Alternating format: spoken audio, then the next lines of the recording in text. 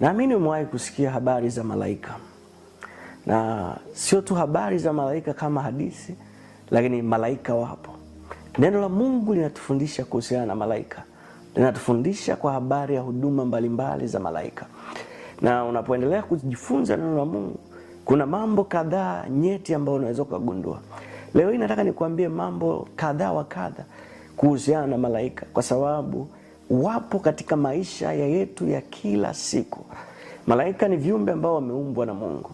Neno malaika linamaanisha mjumbe. Ni neno linatoka katika neno la Kiingereza angels, ambalo linatoka katika neno la Kigiriki angelos, ambalo linamaanisha mjumbe. Na hao wajumbe wako wengi katika dunia, japo watu wengi hawana ufahamu kuhusiana na malaika. Kwa kuna mambo kadhaa ambayo nataka nikuambie kuhusiana na malaika, ambayo yatafungua ufahamu wako kuhusu malaika. Cha kwanza, wewe hapo ulipo una malaika. Una malaika wako. Siku uliozaliwa duniani, ulipokuja katika ulimwengu, malaika naye alizaliwa pamoja na wewe. Ulipozaliwa kutoka katika tumbo la mama yako, malaika alikuja duniani pamoja na wewe. Na Biblia inasema katika ile kitabu cha Mathayo sura ya 18 mstari ule wa 10, anasema, angalieni msidharau mmoja wa wadogo hawa, kwa maana nawaambia ya kwamba malaika wao mbinguni siku zote hutazama uso wa baba yangu aliye mbinguni.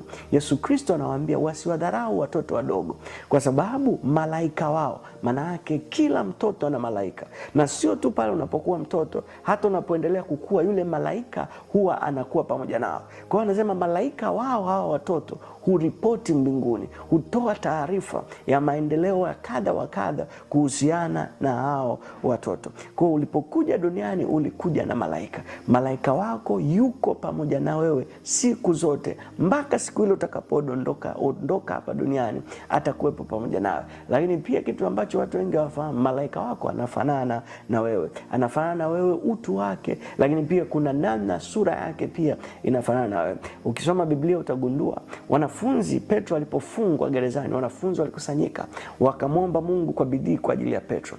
Na ilipokuwa Mungu alipomwachilia Petro kutoka katika gereza, Biblia inasema ya kwamba alikuja moja kwa moja mpaka katika ile nyumba ambao alikuwa anaomba, akabisha hodi. Alipobisha hodi, kijakazi ambaye alikuwa anaitwa Roda akaenda. Alipomwona Petro akarudi, hakufungua mlango, akarudi haraka kuambia wanafunzi, nimemwona Petro.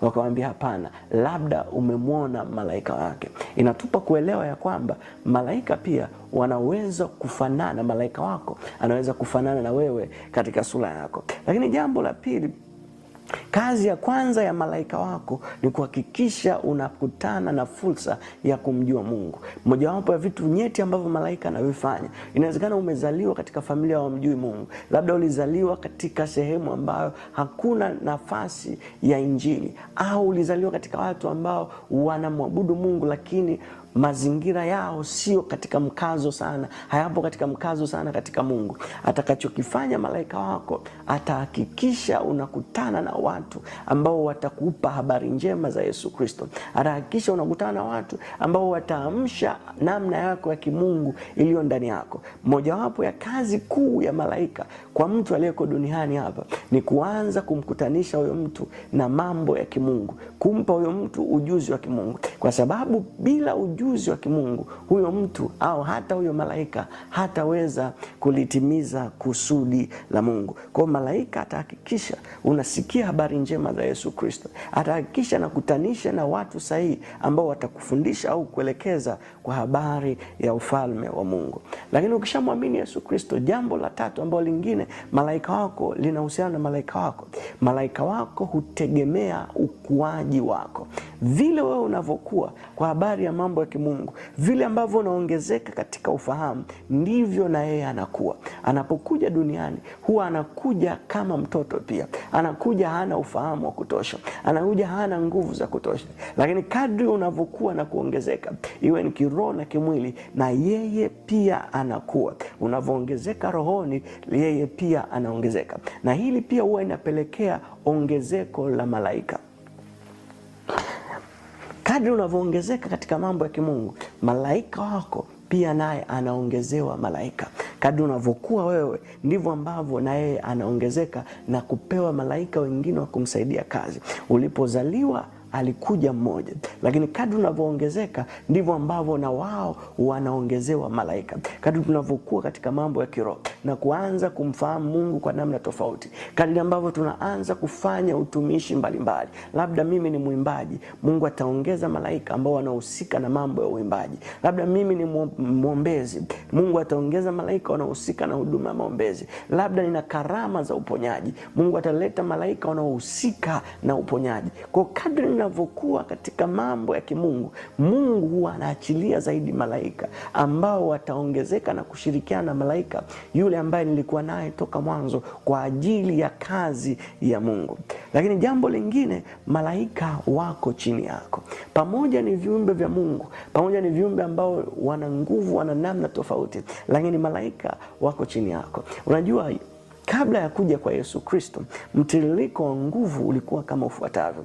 Mtiririko wa utawala wa kimungu ulikuwa kama ufuatavyo. Alikuwa anaanza Mungu, akishatoka Mungu wanakuja malaika, baada ya malaika wanakuja wanadamu, baada ya wanadamu anakuja shetani. Kwa shetani ndo alikuwa ni kiumbe ambacho alikuwa hana nguvu. Lakini baada ya mwanadamu kuasi, mambo yakabadilika. Alikuwa anaanza Mungu, kisha anakuja malaika, kisha anakuja shetani, na mwanadamu akawa kiumbe cha chini. Lakini tokea Yesu Kristo amekuja na kufanyika sadaka ya ukombozi kwa wanadamu, mtiririko wa mamlaka ukawa umebadilika. Wanaanza Mungu, kisha anakuja mtu aliyemwamini Yesu Kristo, yani kiumbe kipya. Baada ya hapo wanafata malaika, na mwisho kabisa anakuwepo shetani, na chini yake wale ambao hawajamwamini Yesu Kristo. Kwa mtiririko wa nguvu unakwenda kwa namna hiyo. Kwa malaika wako chini yako, lakini sio tu hivyo, wako chini yako, wanapokea maagizo yako. Bwana Yesu asifiwe. Pamoja malaika ni viumbe wa ajabu wa Mungu, lakini wapo kwa ajili ya kukuhudumia, lakini pia kuhudumu kwa ajili yako. Ukisoma katika kitabu cha Waebrania sura ile ya 1 mstari ule wa 14, anasema hivi: je, hao wote sio roho watumikao wakitumwa kuwahudumu wale watakaorithi wokovu?